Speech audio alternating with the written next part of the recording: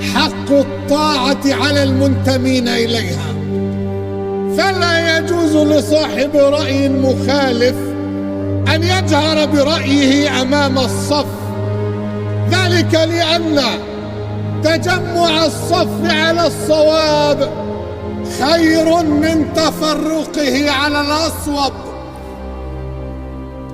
تفضل. مش ده كلام حسن البنا مؤسس الإخوان؟ نحن نتفق معهم ونختلف كثيرا عنهم، لكننا جميعا ننهل من منهج أهل السنة والجماعة، وهذا من بنت عليه الطاعة.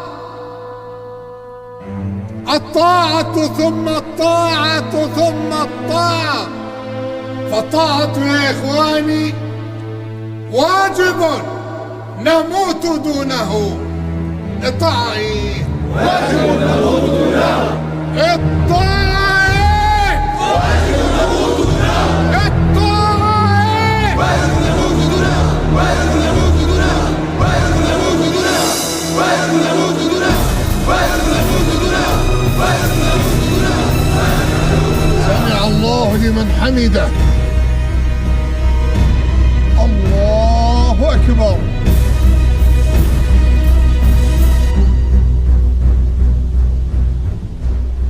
تمام يا فندم. دي حاجة تتقال في مكتبي يا رشدي، لا ده وقتها ولا تتقال هنا. تتقال في كل حتة، معاليك اللي معلمنا وأفضلك علينا وعلى البلد دي كلها. ما تقلقش يا رشدي، الموضوع هيطول شوية لكن في النهاية براءة براءة. معاليك دي معلومات ولا استنتاجات؟ احنا ما عملناش غير الصح، القضاء هيسيبنا ليه؟ بس أنا مش مطمن يا فندم. شوف يا رشدي، تقلق بس لما عسكري السجن يبطل يديلك التحية، غير كده شكليات. مع الوزير، وايه اللي حصل؟ احنا غلطنا فين؟ الغلط في كل حتة في البلد يا رشدي، بس احنا اللي بنشيله في الآخر.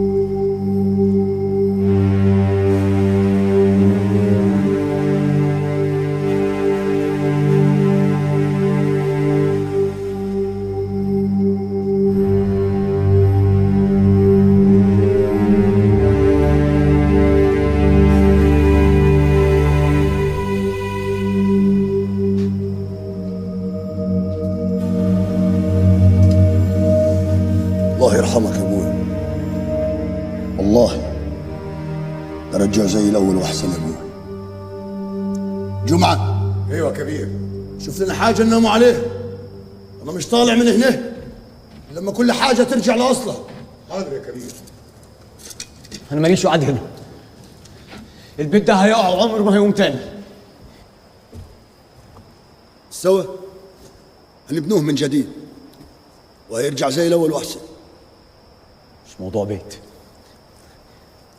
انا مش بتاع قتل وسلاح ومخدرات، ده مش مكاني. علي احنا اللي هنعيده هنزيده. اتفضل عقله، مش انت اللي مربيه.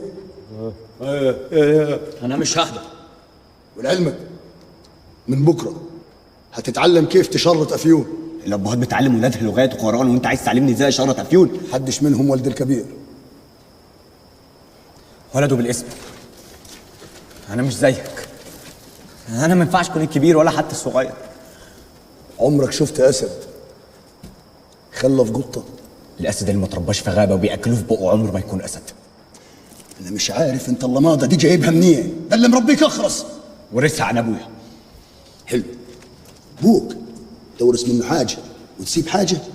ما ينفعش يا ولدي. ده قدرك وقدر ابوك وقدر جدك وقدر ولدك من بعدك. والكلام ده قلته لك وانا بوصلك المركب مع عمك، فاكر؟ يوم ما اديتك الخاتم وقلت لك تديه لولدك اللي بالحي. ايه الخاتم؟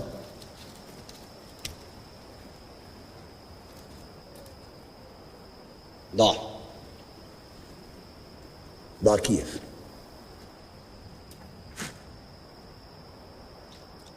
ضاع زي ما كل حاجه انت ضيعتها. اسمع، ولاد حفني حيفضل كبار ليوم الدين. يا اما والله حتفرق انت واطرحك.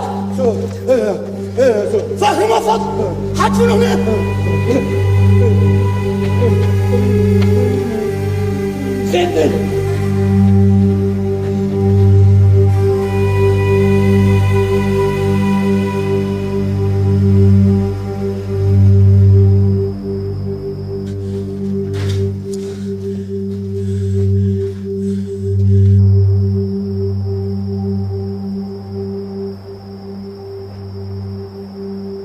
ربنا كان كريم معاي، اداني فرصة تانية عشان أعيش. يقوم ولدي يبخل عليا بالفرصة دي.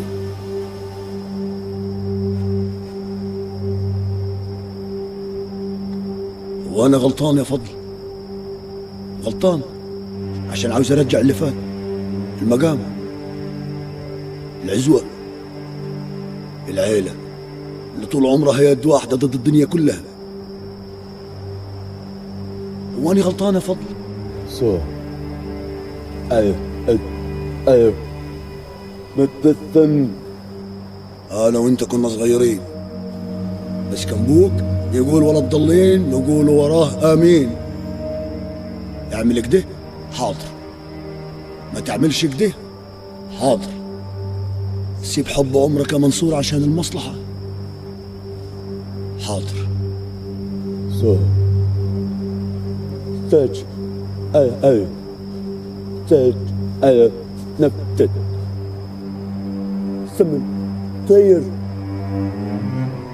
لو الزمن بيتغير احنا ما بنتغيرش. من الليله دي عقارب الساعه هتقف لحد ما ولاد حفني يظبطوا الزمن على مقاسه.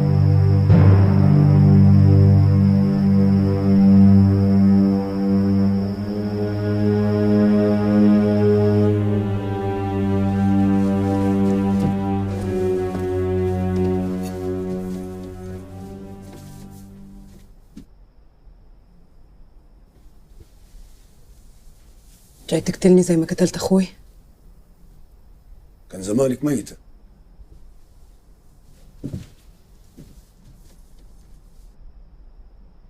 يا ريته كان قتلك. ده انا بعت كل حاجة عشانك. بعت كل حاجة عشان اتجنيت. اتجنيت بيك يا كريم ولا نسيت؟ نسيت. كريمة اللي تعرفها ماتت. بص زين. شايفك.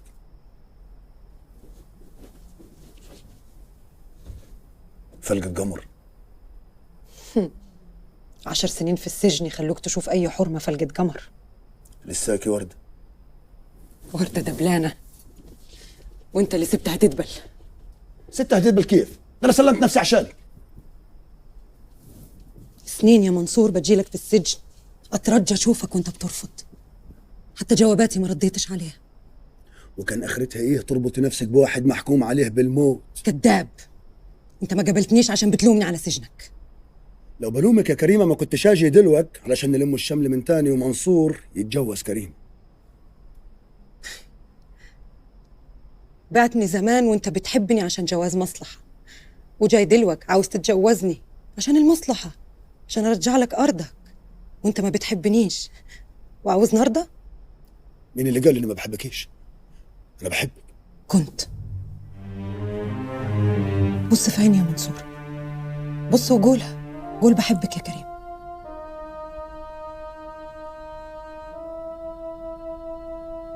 قول بحبك.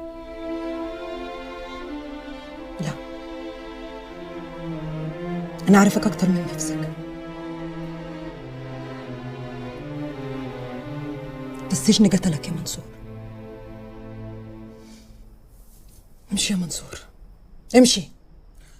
بلاش عند، انت لساكي بتحبيني. أنا الكبيرة، والكبير ما يحبش حد، تعلمتها منك.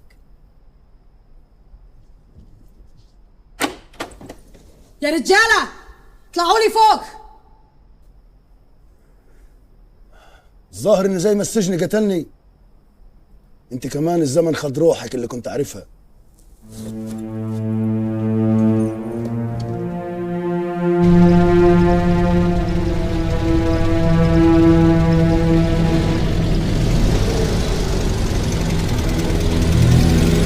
وقف، خلاص استكفينا على كده. حرام عليك يا حماد، ما تقطعش عيشنا. انا اللي اقول ناخده وانا اللي اقول استكفينا. المخازن مخازننا، والناس هترجع علينا احنا لو البضاعه المدلدله دي ما اتصرفتش. اسمع يا حاج عبد العزيز، البيع مالكش صالح بيه، انت شغلتك تشون وبس. اسمع كلام منصور يا عبد العزيز، احنا بقينا في كفه واحده، وهنحتاج 20 راجل نستأمنهم على روحكم يحرسوا المخازن. حاضر يا منصور، انا عملت كده برضك. اسمع يا ولدي، قعدتكم في البيت القديم خطر عليكم، تعالوا اقعدوا عندي. ربنا يخليك يا حاج. كبير، انا شفت علي واخد في وشه وماشي. واخد في وشه؟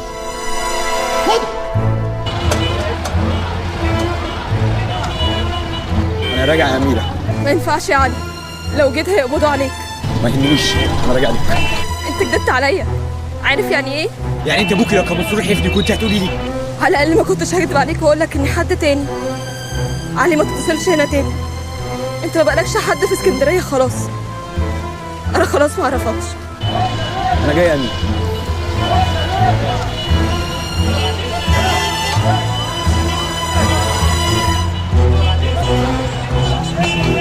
ايوه حج رمضان، لقيتوه على الطريق الزراعي؟ ما لقيتوهوش؟ ماشي، السلام عليكم. السلام عليكم. اقول لك ايه يا ريس، العربيات اللي راح اسكندريه فين؟ هناك في اخر الموضع.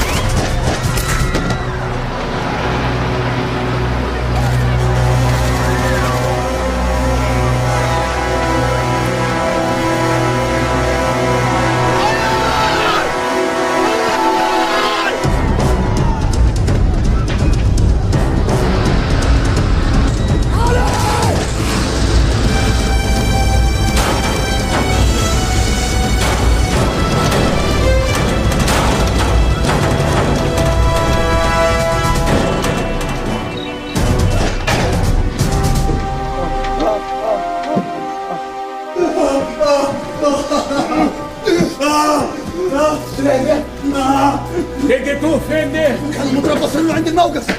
ايه اللي حصل؟ ضربوه بالرصاص. طب يا بنت دكتور. جت في كتفه شنطة يا هدية. قبل ما تاجي الشنطة يكون دمه تصفى، خد ايدي. يتلوث الجرح طبعا لا. يتلوث الجرح ولا يموت يا دكتور؟ ما هيموتش دي في كتفه. اي استحمل عمي يا عمي اثبت.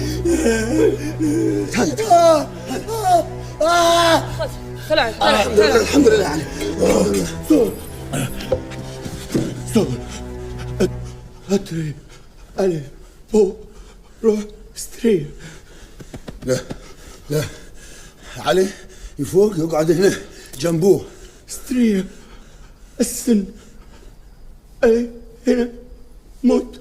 جرى يا فضل، انت فاكر نفسك ابوه بجد ولا ايه؟ سور افهم علي ابني، افهم. انت اتجنيت في دماغك ولا ايه؟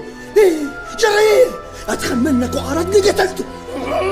اهدى بالله يا منصور، الواد سليم. الرجاله جاهزه؟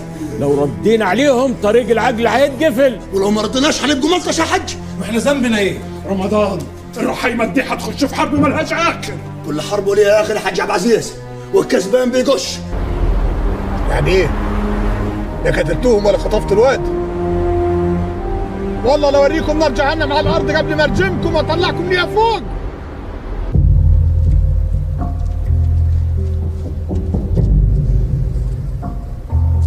ده مخزن السلاح. ايه هو يا ريس؟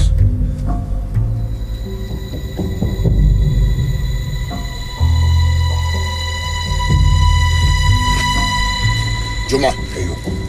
حطيتوا كواتم الصوت؟ حطيناها يا كبير. اضرب. خليكوا هنا. عدي.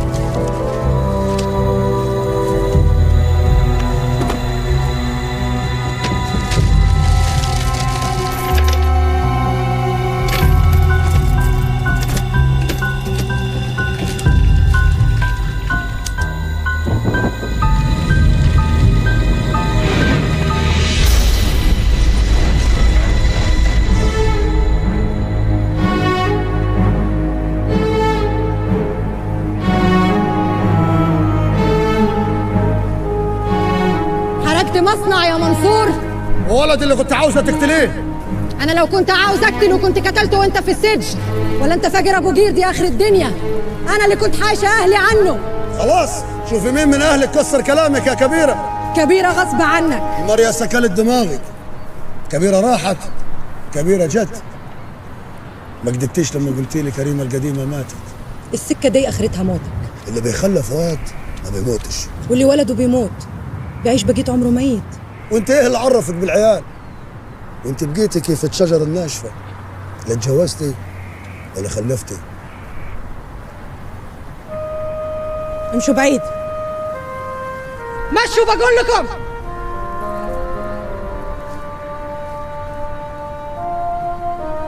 إذا كنت بقيت زي الشجرة الناشفة يا منصور، اتجوزت ولا خلفت، فأنت السبب. وإذا ما كنتش ضربتني بالرصاص دلوقتي فكلامك زي السكينة اللي قطعتني وقطعت آخر خيط بينك وبيني.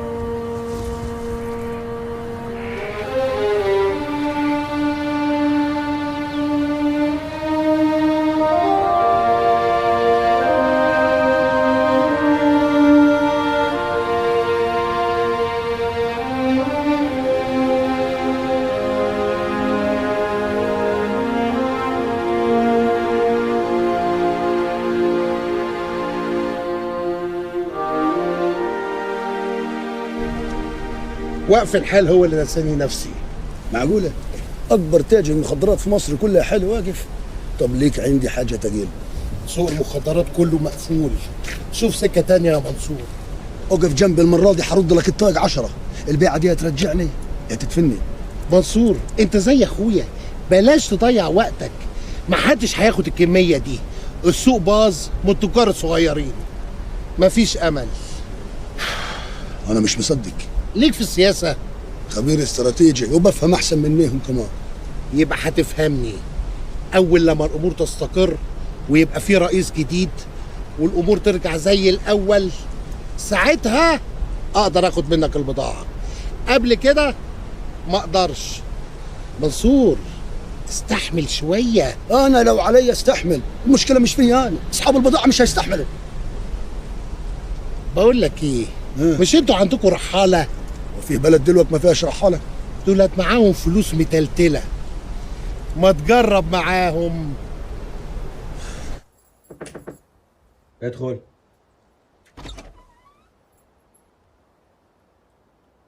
مين؟ أنا هدية يا أستاذ علي. أستاذ؟ حلو يا أستاذ دي. أنت كويس؟ اه كويس. طب مش عاوز حاجة يا أستاذ علي؟ لا لا متشكر. طيب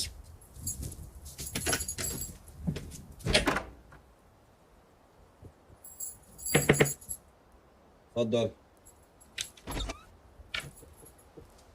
يعني متأكد انك مش عاوز حاجة؟ ايوه. ايوه عاوز ولا ايوه متأكد انك مش عاوز حاجة؟ هدايا بصيلي، انا اسمي علي مش الاستاذ علي، وايوه متأكد اني مش عاوز حاجة. طيب عن اذنك. هدية. متشكر.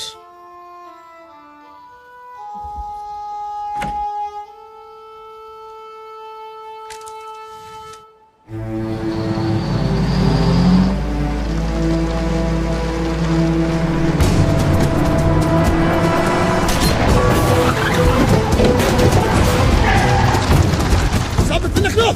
اثبت. مفاتيح. اخلص المفاتيح. كفاره يا رشدي بيه. مسؤول الحفني اكيد كانت ناقصاك. ايه اجيب لك كوبايه ماء بسكر من الخضه؟ فاسقوم فاسقوم يلا جو. جاي تشمت ولا تنتقم يا منصور؟ نفسي اعمل التنين. يلا اخويا والله هتبقى ريحتني. انا شفت صورتك في الجرنال منوره صعبت علي، قلت اجي افك سجنك ما يحسش بمرار المسجون غير اللي اتسجن زيك. لا انا مش زيك يا منصور، انا بريء، انما انت اعدام مع الرأفة. ليه مش قتلت المتظاهرين بتوع الثوره؟ هو اللي يهاجم الاقسام يبقى متظاهرين برضه؟ ده انت على كده بقى تبقى بطل يا منصور. ايه انا بطل والنظام القديم هو اللي لفق لي التهم دي عشان كنت معارض. لا حلو حلو يا سي منصور. مش عايز ترجع بطل زيي؟ اخلص يا منصور، عايز ايه؟ انا جاي اسلمك اكبر كميه مخدرات في تاريخ مصر، عمليه من بتوع زمان ترجعك بطل. وهتسلمني كل المخدرات دي ليه؟ تبت لا سمح الله؟ اللي هسلمه لك ده نقطه في بحر يا رشدي بيه، ما تقلقش الخير كتير بس كله بتمن. الداخليه تخلصني من نجايحك واللي هيبقى عندي تصرفه لي بمعرفتك، حبايبك اللي زي حالاتي كتير. انسى اللي فات يا منصور. انا بكلمك على اللي جاي. لا اللي جاي ملوش كتالوج، بس الاكيد ان الداخليه براه. الكميه اللي هسلمها لك هترجعك الداخليه مرفوع الراس. لا يا حبيبي، الناس اللي عملت ثوره على الامن الوحش هي اللي بكره هترجعنا مرفوعين الراس لما تجرب الامن الحلو. طيب افتكر انك لبستني الكلبش مرتين وانا فكته لك بيدي. مش فاهم يعني لا شمت ولا انتقمت؟ عارف ليه شيل الكفن اكبر عار في الصعيد يا رشدي بيه؟ عشان لما تجيب عدوك تحت ضرسك وما تكسروش ما يقدرش يرفع عينه في عينك لحد ما عزرائيل يقبض روحه. السلام عليكم.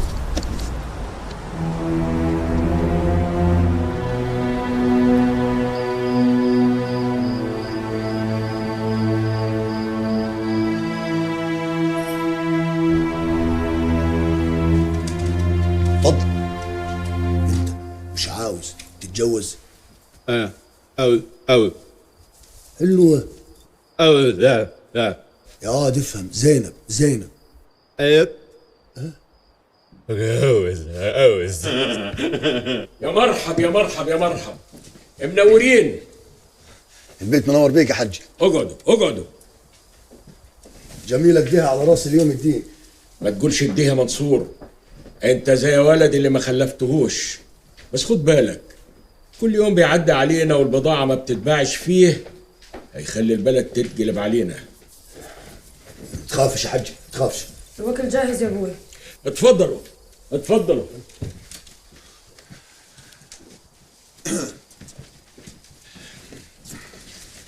يا مرحب اتفضلوا. بسم الله الرحمن الرحيم. اتفضل يا حجي.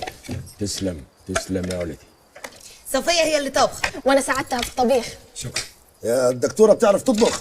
بقت تطبخ عشان ما عرفاش تروح شغلها من يوم ما حضراتكم نورتونا. صفية كلام الرجالة ما تخشش فيه الحريم. ما نخشش فيه لو ما بندفعش ثمن الدم زي الرجاله يا ابوي. اصل الكبيرة قالت لها هتتيتم. الأعمار بيد الله. ابوكي كل اللي يهمه في السن ده انه يموت مرتاح، وطول ما لينا دم عندنا جايحه مش هيرتاح. راح فين الجنون؟ ده جنون الحكومه واحنا لينا جنون، ولا العلمنا الساكه دكتوره انك صعيديه. وينفع نبقوا صعايده في رجاله غرب مبيتين في البيت يا ابوي؟ ايه بده؟ معلش يا حاج، ده مش كلامها، ده كلام كريمه، بس الدكتوره عندها حق. وليه نفضلوا اغراب؟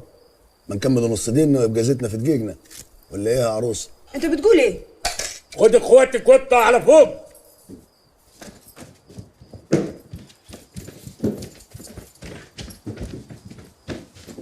مفيش واحدة فيكم تنزل هناك.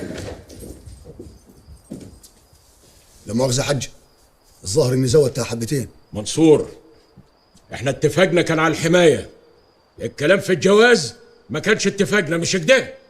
مظبوط يا حاج. وبعدين يا اخي لو جرالي حاجة ما انت هتقف جارهم كيف اخوهم ومن غير جواز. رجبت اليوم يا حاج، بس الدكتورة بتتكلم صح، احنا ملناش قعدة هنا. غوري غوري غوري، اوامرك يا حاج. بالليلة مالكش صالح بيا، انت ورجالتك تبع منصور، ما تفرجوش ضله.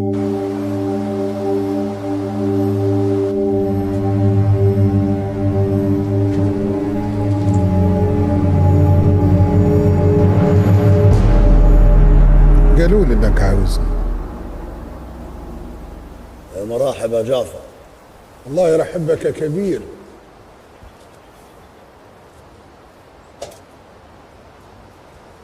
شوية شاي كده؟ ماليش فيه. خلاص اشربهم انا التنين. طلباتك. بقول لك ايه؟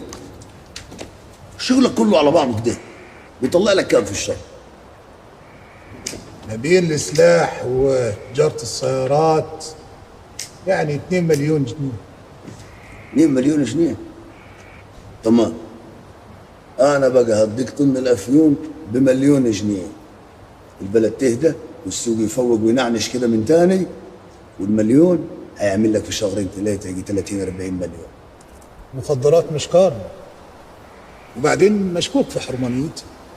نعم، يعني المخدرات مشكوك في حرمانيتها، وسرقه العربيات وتجاره السلاح هي اللي حلال. احنا ما بنسرقش عربيات، هم اللي بيجيبوا لنا العربيات ويبيعوها لنا. عربيه ب100,000 جنيه بدي لك ب5,000 جنيه وبيقول لي مش مسروقه. نعرف منين انها مسروقه؟ العلم عند الله، انا مالي. وبعدين السلاح بنديه للي عايز يدافع عن نفسه. لو انت ما عارفش يا منصور، مش فيه انفلات امني، وكل المجرمين وقتالين القتل هربوا من السجون. يا راجل روح فيك في الكلام، ده الكلام صنعتكم. طب اسمع، الرئيس الجديد يجي والدنيا تهدى، وانا هصرف الافيون بمعرفتي وهشيل ذنبه كمان. حلال كده؟ هنعملوا ايه بالفلوس؟ عندنا ملايين وعايشين في الجبل زي المطاريد يا منصور. ما تصرفوه على ايه؟ انتوا لا راضيين تبيعونا ولا تشتروا منا، مش عايزيننا نعيش وسطيكم. ده قانون وما فيش صعيدي يقدر يخالف. خالف لنا قانونك ونخالف لك قانوننا وناخد المخدرات. ما قدرش. اللي ما يشتريناش ما نشتريش منه يا منصور. بس على قولك ياجي الرئيس الجديد وفوق ده كله نجيب لك عفو. العفو من عند ربك. ربنا غفور رحيم، اللي احنا هنجيب لك من عنديهم والعفو لا بيغفر ولا بيرحم. هنجيب لك العفو وصفحتك تبقى بيضة يا منصور، تمشي وسط الناس ليك حر. اشترينا نشتريك ونعادي اللي يعاديك، نصير في ظهرك نقف معاك ضد الجن الازرق. استناني هنا.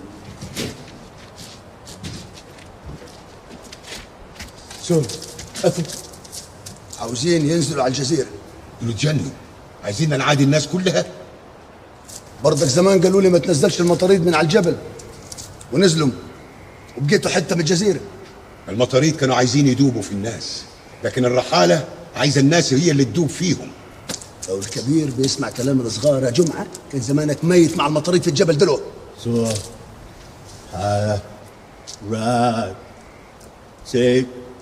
عارف يا فضل، عارف يا فضل انهم قراض. احنا نبيع الافيون وندوا للناس فلوسها، بعد كده نطلعهم الجبل تاني.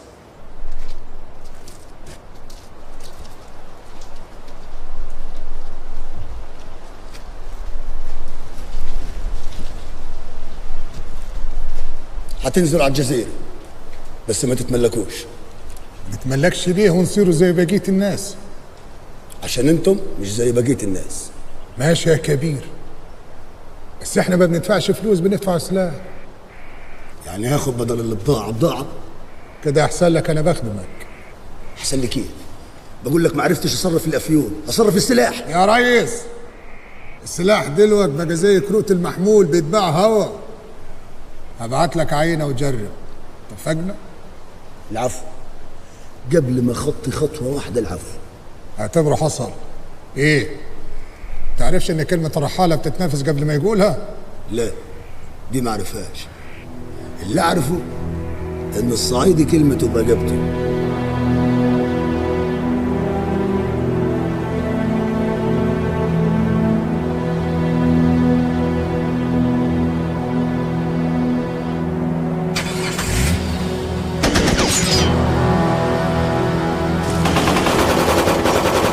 شاهد على روحك، بتمشي من دماغك؟ دخلتنا في حرب يا مجنون. يا كبير اسماعيلي، انا اللي قلت له يعمل كده. الحاجه كده. منصور لازم يعرف ان احنا مش خايفين منه، وان اي حد هيحميه جزاته الموت. لا ياما، انت خايفه كريمه تحن، فعاوزه تتاكد ان الحرب قامت. الحرب لازم تقوم عشان اخواتك تختارهم. الحرب لو قامت مش هتلحقي على الدم يا ام كريمه، كلنا هنبقوا طار متعلق في رقاب بعض. بلغوا الرحايم ان اللي قتل رمضان قتلناه، وابعتوا لهم جدته. يا كبير، دمه في رقبتك. فادخلي في عبادي وادخلي جنتي. صدق الله العظيم. قلت ايه للحكومه يا حاج عبد العزيز؟ الدم دمنا ونقول اللي نقوله يا منصور. من النهارده طريقك غير طريقنا يا منصور. بس انا سامعاك يا عمي بتقول لهم ما نعرفوش مين اللي طخه. الحكومه ملهاش صالح بينا يا بنتي. امال مين هيجيب حق ابوي؟ اللي قتل ابوكي مات يا بنتي. كريمه خلصت عليه. خلصت عليه بعد ما وزته. ها هتصلحوا من نجايح وتفرطوا في دم ابوكم؟ السلام عليكم. عليكم السلام ورحمه الله وبركاته. تقتل القتيل وتعزي فيها اول واحده اصيله. والله اللي قتل الحاج رمضان الله يرحمه انه قاوى واحد الدنيا كلها عاوزه راسه. حقك مش هيجي القانون يا دكتوره، هتفرطي فيه. البقيه في حياتك يا دكتوره. في مين؟ اللي مات. ما عندناش حد مات. الله، امال الحريم والشيخ اللي هنا بيعملوا ايه؟ الرجاله والحريم جم يباركولي والشيخ جاي يعقد علي. ايه؟ على مين؟ علي انا ومنصور. صفيه جرى ايه؟ قالت لك هيعقد علي على منصور، حتجوزها مالك في ايه؟ واخواتها التنين لو موافقين، صغير العلي والكبير الفضل. بس بشرط. اشرط يا ست البنات. مهري راسك كبيره.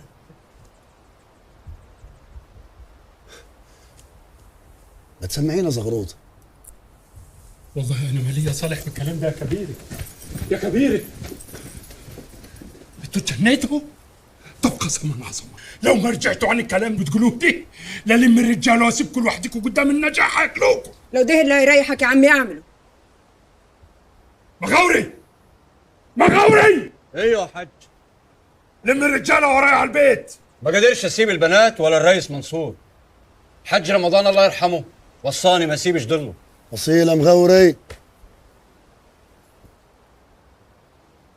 رايح حماد.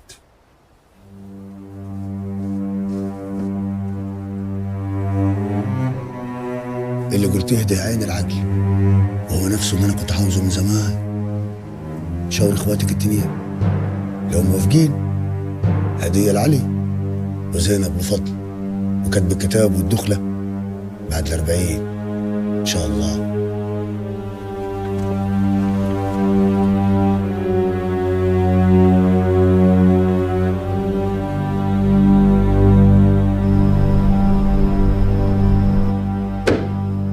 بذمتك فاكراه جوازها عشان يتحمى في الرحايمة؟ لا وحياتك، هو قال اخد الصغيرة الحلوة ولا الكبيرة اللي شعرها شاب؟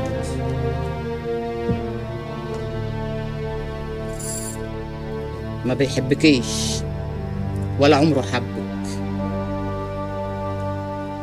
كم مرة كان ممكن يختار بينك وبين حاجات تانية، ما اختاركيش.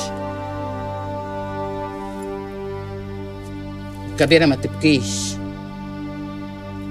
لازم تقطعي راسه هو الأول، لو ما قطعتيهاش هيقطع راسك.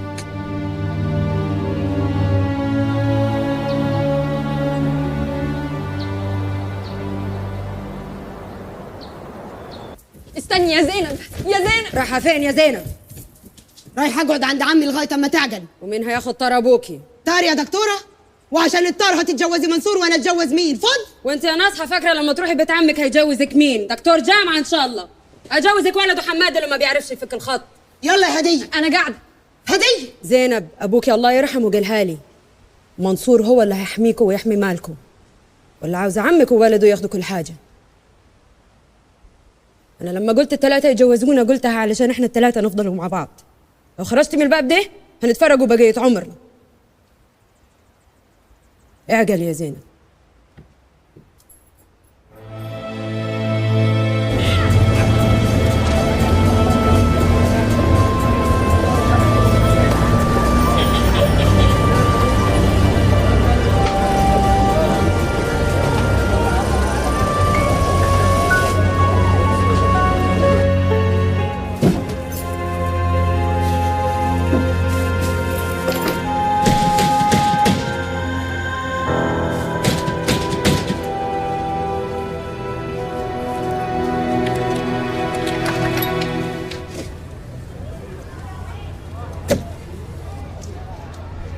رشدي بيه وهدان هربان في اوضه معفنه فوق سطوح زي دي. سبحان المعز المذل. لا والله يا منصور، انا كان المفروض اجي لك عشان تخبيني في الجبل مع المطاريد. لا احنا ناس نفهموا في الاصول، لو جيتني كنت خبيتك كيف الملوك. ده أنا حتى جايب لك معايا كباب وريش ضاني، مش هتقول لي اتفضل؟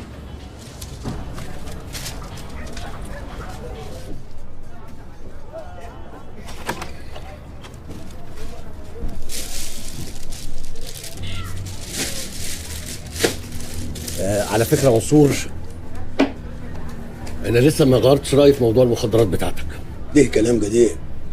دلوقتي بقت صواريخ وهتغير رايك، تخلص لنا البيعه وليك فيها نسبه. صواريخ ايه؟ شمس وقمر؟ لا، سكوت ومداها 10 كيلو. انت يا جدع انت مختل، ابيع لك صواريخ ازاي؟ حبايبك كتير فاهم الدوله يعرفوا بتجي كيف وبتتصرف كيف. طيب ولو ما وافقتش يا منصور هتعمل ايه؟ هتبلغ عني البوليس؟ هو قاعد فيه بوليس؟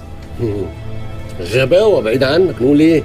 يبقوا يفرجونا بسلامتهم، هيحموا البلد ازاي من سيادتك ومن اللي زي. اسمع، الصواريخ هتصرفها يعني هتصرفها، ومش هتعرف تخلص مني لا انت ولا اللي حواليك كمان، فاهم؟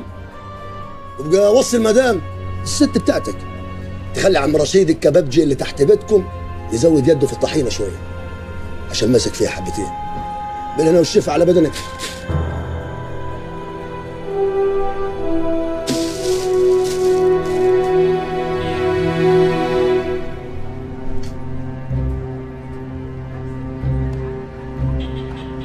ايه يا ماني؟ ايه يا حبيبتي؟ عاملين ايه؟ الولاد كويسين؟ انا تمام الحمد لله. ماني اسمعني كويس، انا عايزك دلوقتي حالا تلمي حاجتك انت والولاد وتروحوا اي حته، وما تقولوش رحتوا فين لاي حد، حتى انا. لا يا ماني لو سمحتي نفذي من غير مناقشه، هنتكلم بعدين. تقولي ايه؟ طيب هاتيها هاتي ساره. ايه يا ساره؟ ايه يا حبيب بابا؟ لا انا تمام قريب يا حبيبتي. لا ساره ما تعطيش ساره، ما تعطيش لو سمحتي. احنا قريب باذن الله هنبقى مع بعض خلاص. ماشي كله باذن ربنا، مع السلامه.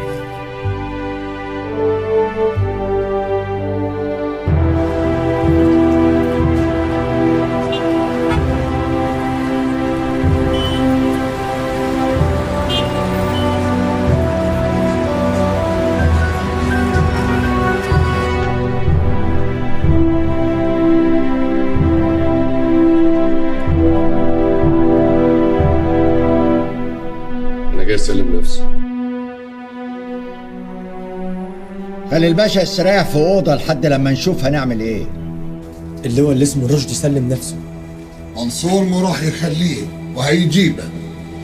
انا عايم شوف حد من رجالتنا في نفس السجن اللي فيه رشدي، ندي اياه يوصل له. امرك يا شيخ. بعد اذنك يا شيخ جعفر، انا مش فاهم حاجه. يعني منصور واللواء رشدي، انا حاسس ان احنا في حرب. قد احنا في حرب. اللي مو منا رمونا زمان على الجبال وعايزيننا نعيش وسطيهم، ولو عاد بيهم من زمن تاني هيرمونا على الجبال. ما شايفيننا اقل من البشر، بس المرة دي احنا تقدمنا عليهم. بس حرب. انا لما عصار قال لي على الرحاله، قال لي ان كل حاجه هتكون شورى ما بيننا. المعلومة في الحرب خطر، بنخفيها عنكم عشان مصلحتكم، وفي حينها كل اللي عندي هتعرفوه، وساعتها تشكرني على اني خليتك بعيد، وهتجيب اعز اصحابك زي ما عصار عمل معاك، وهتقول له اكتر من اللي قاله لك عصار عن الرحالة. دير بالك. موسى سأل الخضر مرتين على اللي ما تفهموش، في المرة الثالثة قال له الخضر هذا فراق بيني وبينك. تفضل.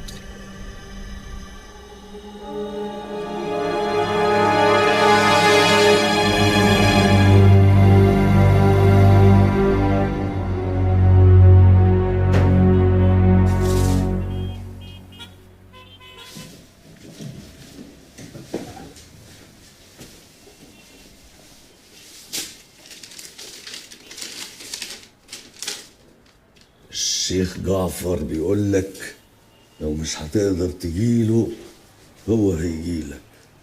ناقص امك. رشدي بيه، في ثوار اقتحموا المديريه ومش عايزين يتفاوضوا مع حد غيرك. ثوار؟ احنا ناقصين البلاوي اللي بتحدف علينا دي. خلاص يا باشا. ثوار دي بلطجيه. بس يا رجال، يا رشدي بيه، في حاجات مش هتتحل غير بيك انت، واحنا مش هنتحرك من هنا. ثوار احرار، هنكمل المشوار، ما تنسى نفسك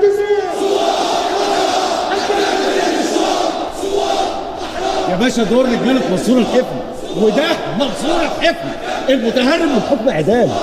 سيادتك مستني ايه؟ يا تقبضوا عليه يا تفتحوا النار عليهم. انت عايزها تبقى مجزره ونروح فيها زيك. انزل حلها معاهم وبعد كده ابقى سلم نفسك.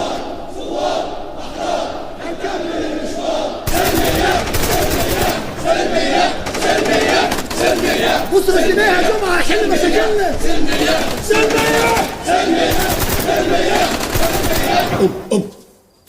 ابس. مش لابس، يتجوزها هو. ايه؟ ما جهزتش ليه المأذون جه؟ مش هتجوز واحده ما اعرفهاش. بنت البقال ما تنفعكش علي. ليه؟ اللي تحبها ما تنفعكش. انت كبير، والكبير زي الجزيره دي، اقرب واحد ليك لازم يكون على البر التاني. قالها لي ابوي زمان ويا ريتني سمعت كلام. بس انا مش كبير ومش هتجوز بالطريقه دي. ومالها الطريقه دي؟ مالها؟ ما انا اتجوزت امك كده. من اللي اتجوزتها كنت بتحب كريمه؟ وحبيت امك برضك، وقضيت معاها احلى سنه في عمري، وما فوتش ثانويه ليها الا وزرت قبرها، وكنت باخدك معاي. كنت صغير، فاكر ولا نسيت؟ ما حبيتهاش واتجوزتها طوالي جدي. بذمتك لو رجع بيك الوقت كنت هتتجوز مين؟ امي ولا كريمه؟ التنين. الاثنين؟ ايوه، كنت هتجوز التنين، ولو شرع ربنا يسمح ب10 حريم كنت هتجوز 10. الحرمه قلبها يساع راجل واحد، الراجل قلبه يساع 100 حرمه. جرب عليه، جرب، ولو ما عجبكش بنت البقال موجود. قوم البس يلا، قوم خد دي، امسك راس دبوس تحت لسانك هتبقى ذكر. ها ما تحفش. اتفضل عقله.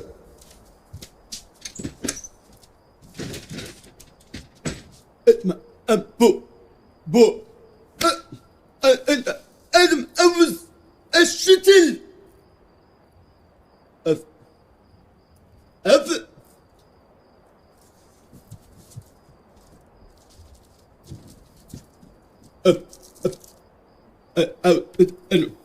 اكتب ايه؟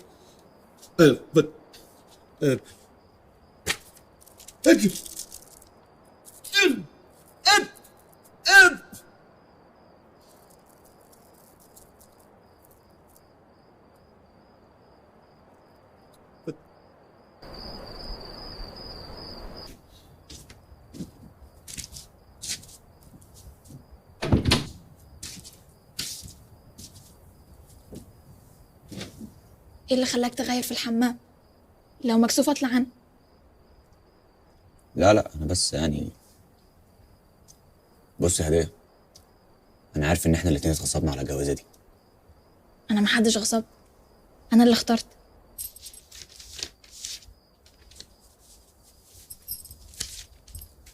متضايقة عشان اتجوزت اخرس؟ افهمه كيف بس يا ربي؟ معاك قلم؟ بتجرى الشفايف؟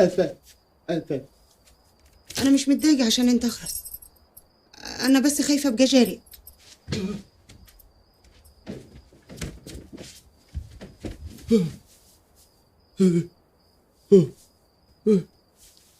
انا اتجوزتك مش عشان الطار، انا اتجوزتك عشان ما تبعدنيش عن اخواتي، ودي اهم شرط.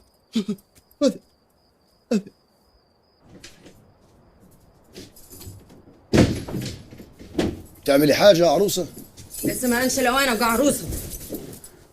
ما انش لوان ليه؟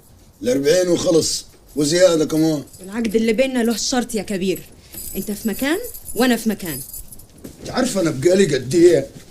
ما لمستش نسوان وتقولي لي مكان ومكان. ترى ايه؟ سيبني يا منصور. سيبك ايه؟ بقول لك سيبني يا منصور. سيبك ايه؟ فك يا منصور. مش منصور الحفني اللي يغصب على مرة. منصور الحفني النسوان بتتحدف تحت رجليه.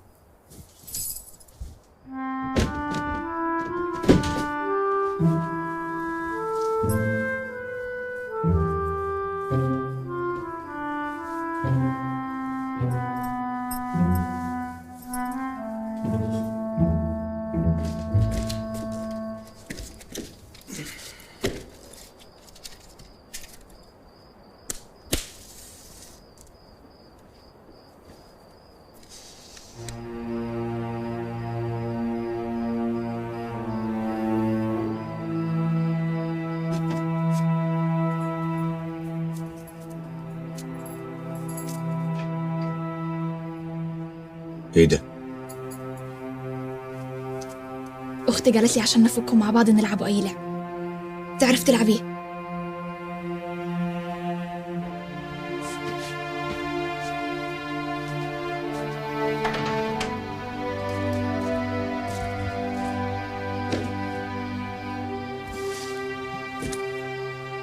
اللي مطلعك من الأوضة نفس اللي مطلعك. هو عمي لسه جوه؟ لسه جوه. لو اعرف ان الخرس الرباطي عقده مع الحريم كنت قطعت لساني قبل الدخل.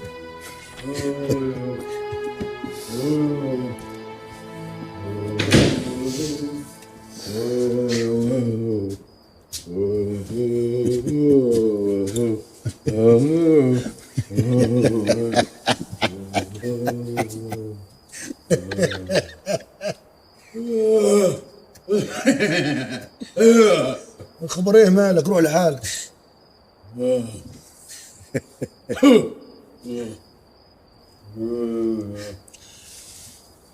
اسمع علي، مرتك بتحبك، راعي فيها ربنا وما تكسرش بخاطرها، وسيب نفسك ما تعقدهاش. هتلاقي كل حاجة هتاجي لوحدها، واحدة واحدة. ماشي؟ قوم خش لمرتك، يلا قوم.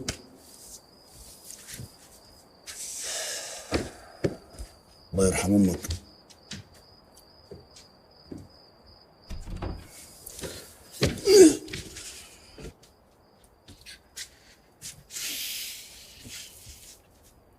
تلعبي بسرة؟ بلعب كل الالعاب. فرقي. طب اكسب.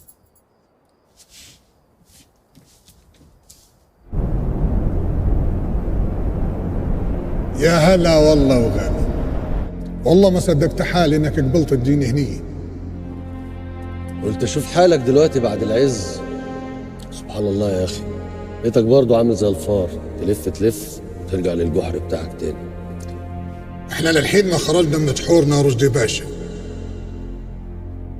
بس صدقني لو خرجنا كيف ما نريد مو هنطلع من تحت الارض بس، نصير فوق، ورجولنا فوق كل الروس، ده اذا فضلت روس اصلا. تصدق خوف؟ اعوذ بالله، احنا ما نخوف الحكومه يا سيدي، احنا ما بقيناش الحكومه، احنا بقينا اعداء الشعب. ما تقراش جرايد ولا ايه؟ يا شيخ جعفر، عايزني في ايه؟ عشان الدبور اللي بيزن وقرفني وقرفك منصور. الله يحرقه ويحرقك يا اخي. ليش يا باشا؟ احنا واكلين عيش وملح سوا مع الحكومه، والانفاق تشهد.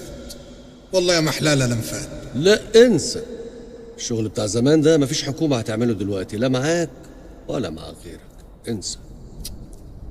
ما ده انت بس عشان خرجت من الخدمه يا رشدي باشا، الشغل اللي كنا بنسويه معاك بنسويه مع اللي بعدك واحسن كمان.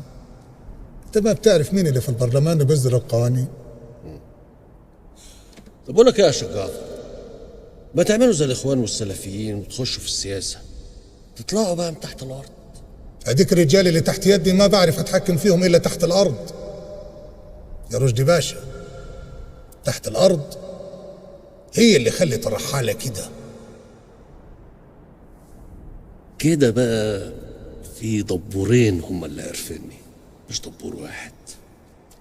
في دبور انت ما تقدر عليها الحين، سيبه، خليك في الدبور الثاني منصور.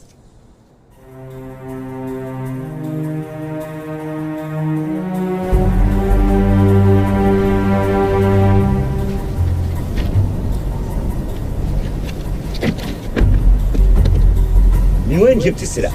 مليكش صالح، يلزمك تدفع، ما يلزمكش يبقى سلام. لا ولو بيلزمنا، ليش ما بيلزمنا؟ كم قطعة تقدر تورد؟ 50 100. بدي الكمية كلها، ومليون جنيه هلا جاهزين، ومعادنا الأسبوع الجاي مثل الحين. على البركة. علي هات الفلوس.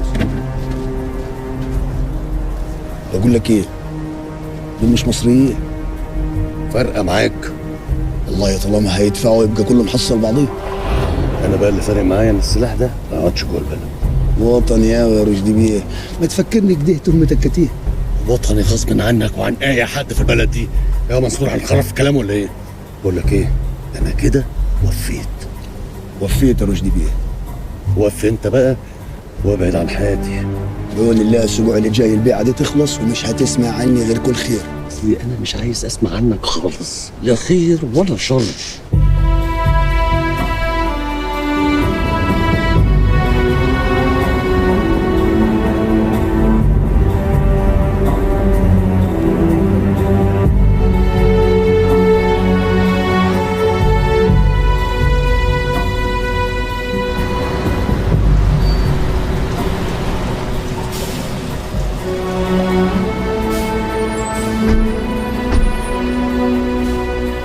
مرحبا جعفر. وعليكم السلام والرحمة. حمل يا رجال. دقيقة واحدة قبل ما تحمل، انت ضمنت بيعة سلاح، احنا ما ضمننا بيعة المخدرات. جرى عاد، ما قلت لك ابيع لك المخدرات؟ ولا كلمة الكبير مش ضمان؟ أنا مسؤول، أنا أضمنك يا كبير، بس في وسط الرحالة أنا صوتي الواحد. هم رحالة كده شغلهم ميري. بدنا ضمان على المخدرات تفضل عندنا لحد ما تيجي بالسلامة وتفضى عليك. ضمان كيف؟ عاوزين ايه؟ دمك. دمي؟ حد من دمك يفضل ضيف عندينا كيف ولدنا لحد ما تيجي تبيع الافيون تدينا فلوسنا. شوف لك حاجة تانية. عندك ايش تاني يا نصر؟ هذا مو كلام صدقني، هذا كلام الرحالة. ايش؟ انت ما امنا واحنا امناك على قوت عيالنا. هذه عيبة كبيرة منصور. زي ما قلت لك ما فيش حل تاني.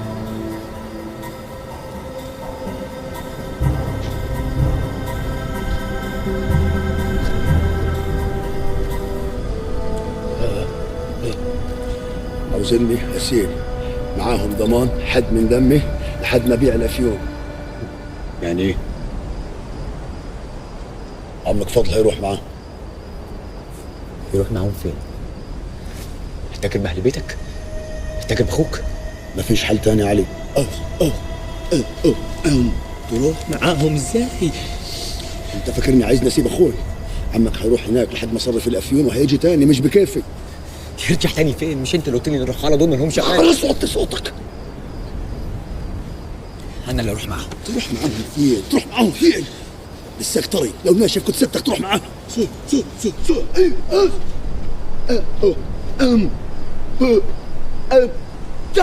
اسمع كلام ابوي. على ايش انتهيت يا منصور؟ الله هيجي معاكم.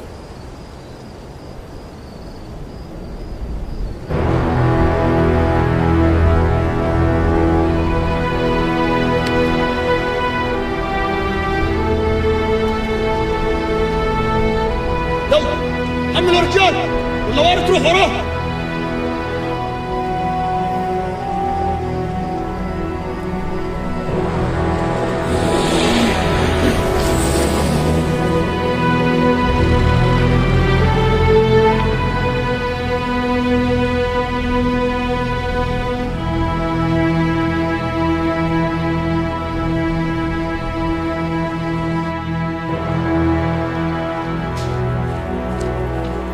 مش المفروض الحامل ما تعملش حاجة؟ ما تعملش حاجة كيف؟ ده بيقول أمك ولدتك الصبح وقامت جهزت الغدر. طيب اقعدي كده وما تعمليش حاجة وشوفي مين هيوكلك انتي وجوزك. طب لو هنت عليك أختي، والد أختك يهون عليكي؟ قولي لي يا هدية، إيه الجاكيتة الحلوة دي؟ دي جاكيتة حبيب القلب. علي الوكل جاهز يا علي. مش عاوز اكل. فين فاضل؟ اسأل اخوه.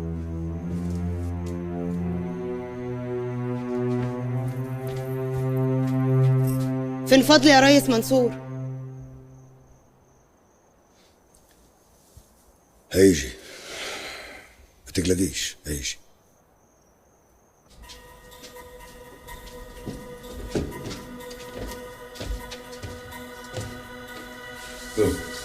قالوا انك هتقرا الشفايف. عايز حاجه تانية؟ معلش هات في الباب والشباك. ده اوامر الشيخ جعفر عشان الناموس. لما الشيخ يقول ان في ناموس يبقى فيه، صدقني. ده لو قال اني جعان هبقى جعان وانا مش واخد بالي.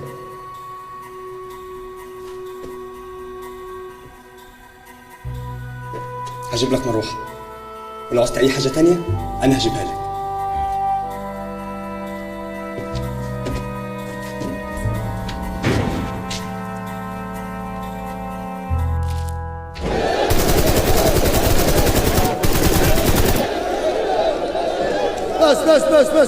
بس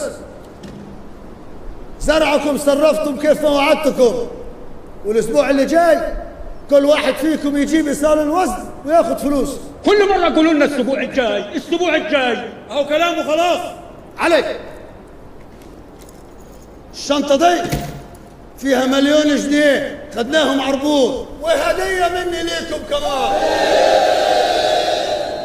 والسجلات اللي انتم شايفينها دي حنقوم بيها البيت تاني عشان يرجع زي ما كان، بيت الناس كلها، بيت الكبير ولده. النهارده الكبير ادى الاذن للرحاله ينزلوا يعيشوا معانا على الجزيره. كيفهم من حقهم يزرعوا ويقلعوا، يشتروا ويبيعوا، ولما الكبير يدي اذن تبقى الجزيره كلها بيتهم. احنا اليوم ما في فرق بين رحال وصعيدي، كلنا واحد وانتوا اهلنا. والقانون يا كبير، لما الكبير يكسر القانون يبقى قانون يا حق. وكبرية البلد اهم موافقين، وبدل ما كانوا شركاء في نص ورشة سلاح هنعوضوهم وهنديلهم بدلهم كمان بزيادة. ها؟ عاش الكبير، عاش الكبير، عاش الكبير، عاش الكبير. دلوقتي جه وقت الحساب. النجايحة لازم يختفوا، وحكم الحريم لازم يرحل. الجزيرة ارجع لها رجلها. يا منصور يا كبير، يا منصور يا كبير، يا منصور يا كبير، يا منصور يا كبير، يا منصور يا كبير. النجايحة لازم يختفوا وكريمة لازم تنقتل. هتسيب كريمة تموت؟ قلب ابوك يا علي يوقعه مرة، ومش هسيبه يعملها فيها تاني.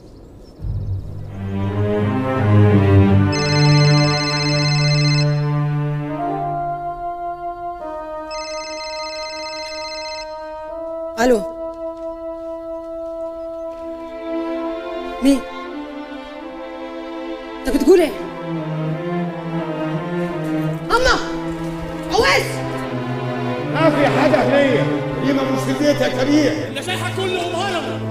البلد هذه كمان هلكت، عمره ما خان ولا عمره غدر.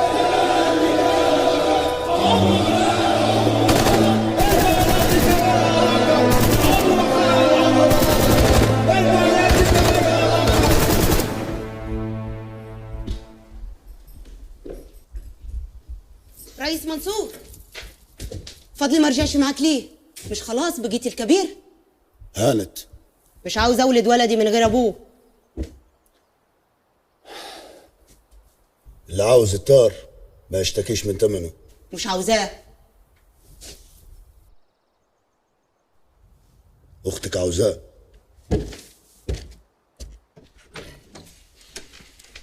عامل ايه يا هديه؟ ها، قتلوها؟ وانت كمان عاوزاها تموت؟ انا ما عاوزاش حد يموت، انا بس مش عاوزه اي حد يقصدك بشر من اللي حوالينا. طب وانت واخواتك وعشان الطار، انما هو هيئة الحب عمره عادي كده؟ الخناقه عند ابوك بين القلب والمصلحه، والمصلحه دايما بتكسب. مش دايما، اختار قلبه زمان وخسر كل حاجه.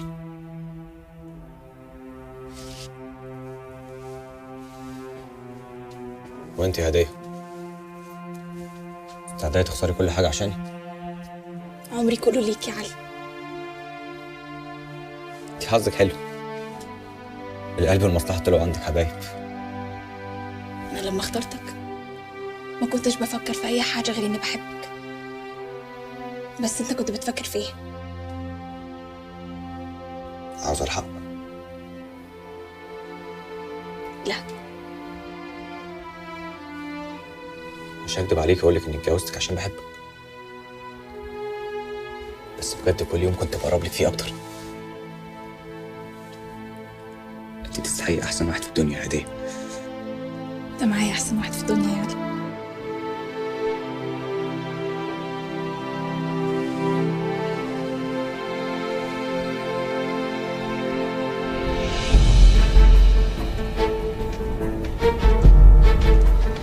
مفيد على وصول. يا جمعة، مفيش اثر لجلد مخلوق يا كبير. وانت هو ده من رشدي ده؟ انا خايف يكون بعنا للبوليس. كانوا طبوا علينا. هو بعنا، بس لمين هنعرفه.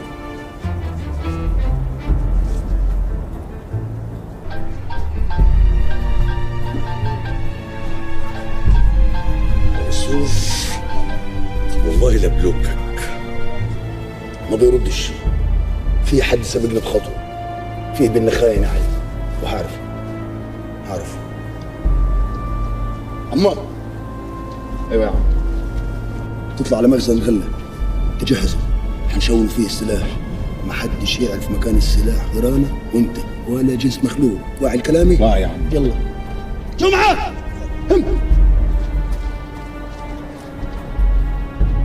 تطلع على المغاره اللي في الجبل، تجهزها، حنشونه فيها السلاح. مش عايز جنس مخلوق يعرف مكان السلاح غير انت وانا. حاضر. تمام؟ حاضر. يلا. ايوه حبيبي.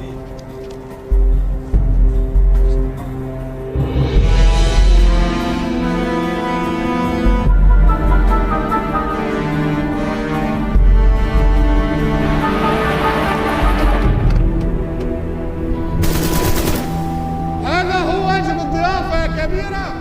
أضايفك لما أبقى في بيتي مش في الجبل.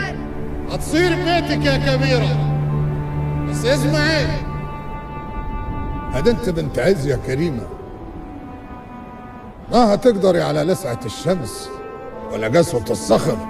بعد ما مديت يدك لمنصور عاوزني أأمن لك، كيف؟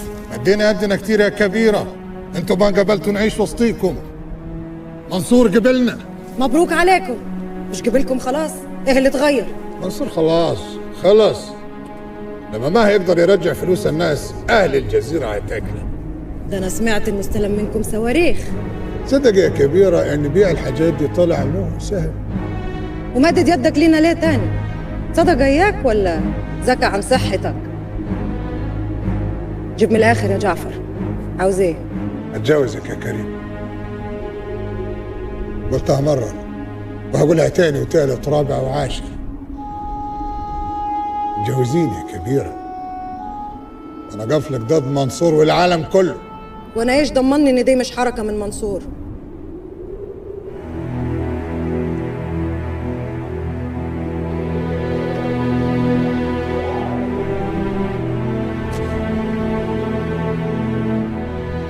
منصور مش هيضحي برقبة أخوه ولا راسه عشان يسلم مالك يا كبيرة ويعمل حركات.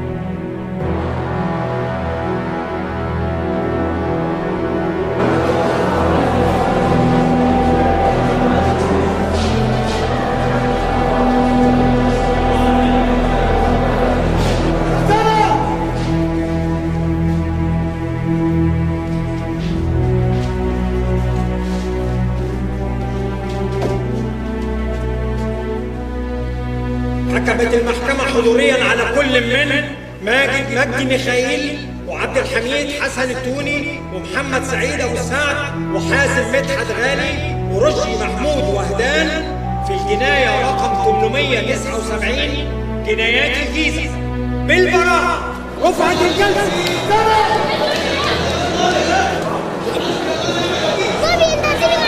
في الاسم يا حبيبتي، اسمعوني على الاسم. حصلكوا على هناك. يلا.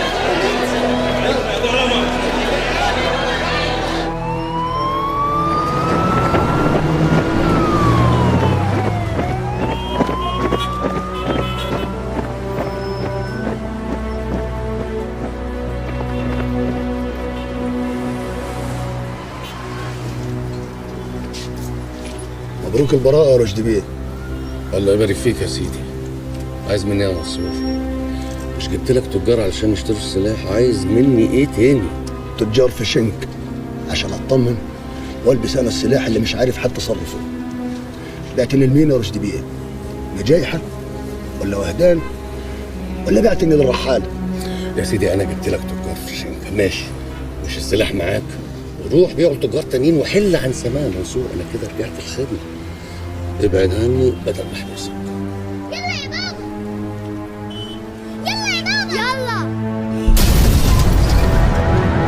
لا اله الا الله، لا اله الا الله، رشدي بيه، لا اله الا الله، لا اله الا الله، رشدي بيه.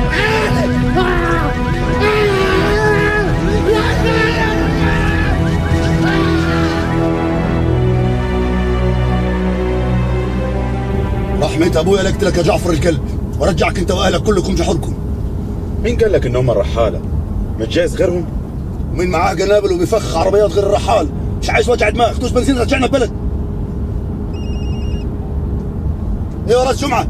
هجموا على مخزن الغله يا كبير، كانوا بيدوروا على السلاح، بس السلاح انت بعته عندي في المخزن مش كده؟ لا السلاح مش عندك يا جمعه. انت كنت شاكك فيها يا كبير. انت براءه يا جمعه، لم الرجاله كلهم وما تخليش رحال واحد يخطي عندنا الارض. حاضر يا كبير. اخذوا السلاح؟ المخزن الغله. خبر ايه؟ هديت ليه؟ بقول لك دوس بنزين رجعنا البلد. فردة ريحت.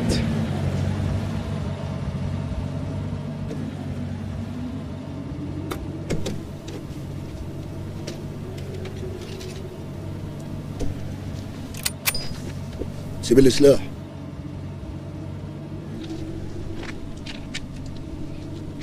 خلاص عاوز تقتلني يا عمار؟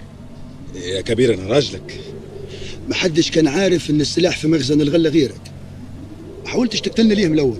ونسيب السلاح يروح؟ ما راح يا فتك. السلاح مش في مخزن الغله ومحدش يعرف طريقه غيري. بعتني للرحاله يا عمار. ابوك شديد الله يرحمه كان راجل اصيل. انت طلعت وسخ لمين؟ بوي انت بعته السجن يموت فيه. كان بيلعنك في اخر ايامه. امي ماتت من حسرتها. خاين. ابقى خاين لو كنت ناسي. الرحاله. يا ولد الكلاب، كنتوا عاوزين تقتلوني وضايقتوا عليا بيع تلفيون واشتريتوا الشيخ همام ووسيع. اي حد غير الرحاله له تمن. زمان وانت صغير انا كنت حضيع روحي عشانك، ودلوقتي بعد ما كبرت كنت حضيع روحي علشان شويه كلاب.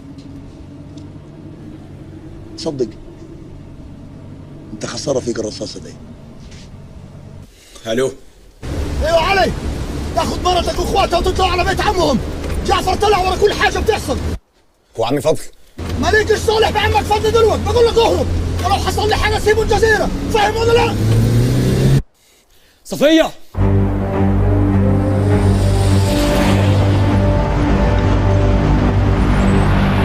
انا منصور الحفني يا ولاد الكلاب، نسيتوني؟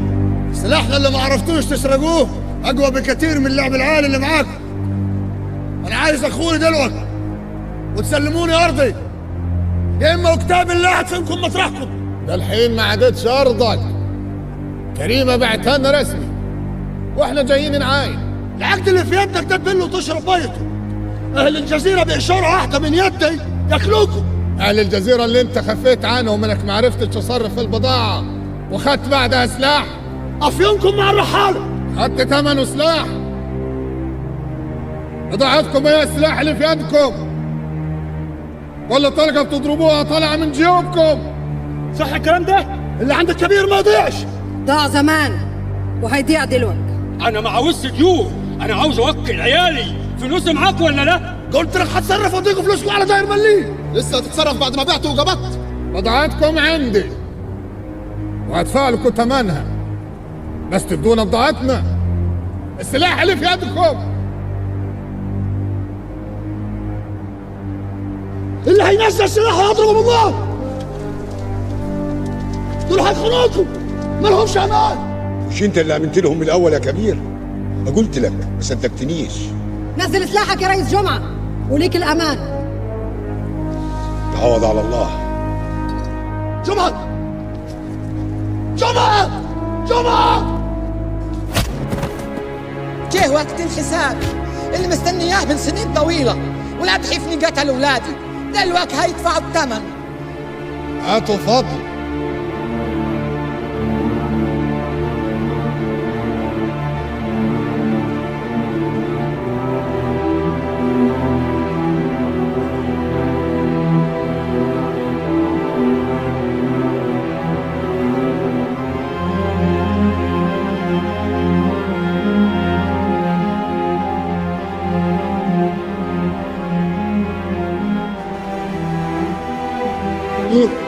لا يا علي.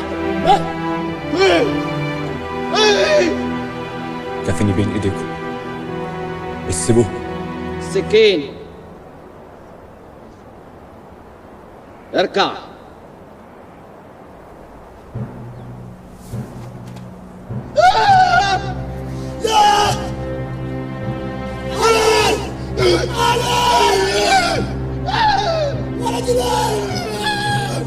قلت لك لا، بلاش قلت لي لا. انا بس ولدي ولدي لا لا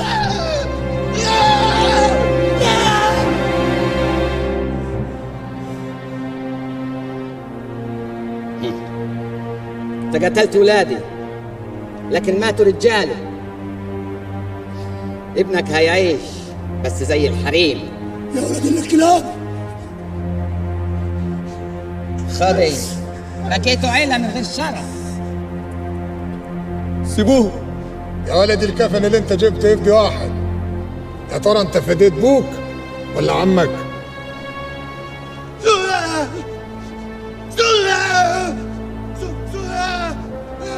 اختار عمك علي. استناني خلص. استنى يا شيخ جعفر، قتل منصور رحمة. العذاب انه يعيش كل يوم بعاره، من غير شرف، من غير سلاح، من غير ارض. منصور لازم ينقتل. نرحمه من قهرته يمه، ندوق المهانة اللي دوقها الرجال في النجاح، نتشفى فيه كل يوم بدل ما نتشفى في موته لحظة.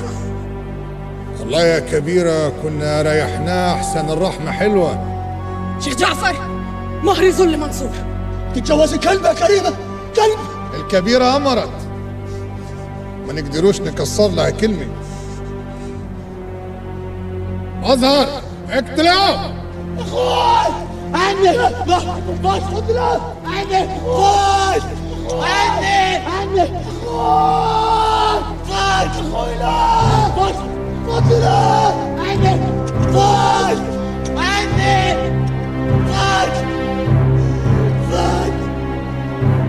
خذنا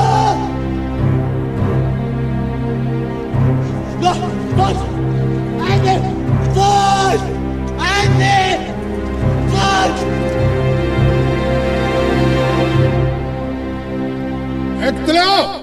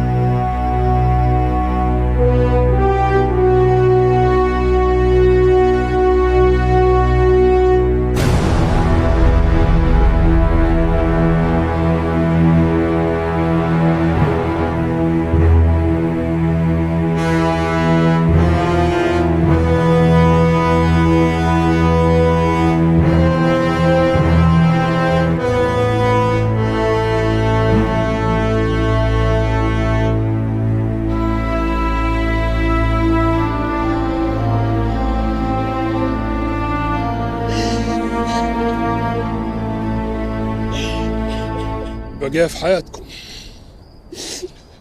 يا بنتي. أنا جاي أقول لكم إن بيتي مفتوح لكم بدل سجن منصور. وقال له إحنا في حالة صلح مع النجاحة والرحالة.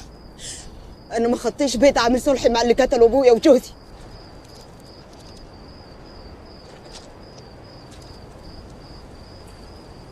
روحي مع عمك يا هدية. لا، لو بتحبيني روحي معاه.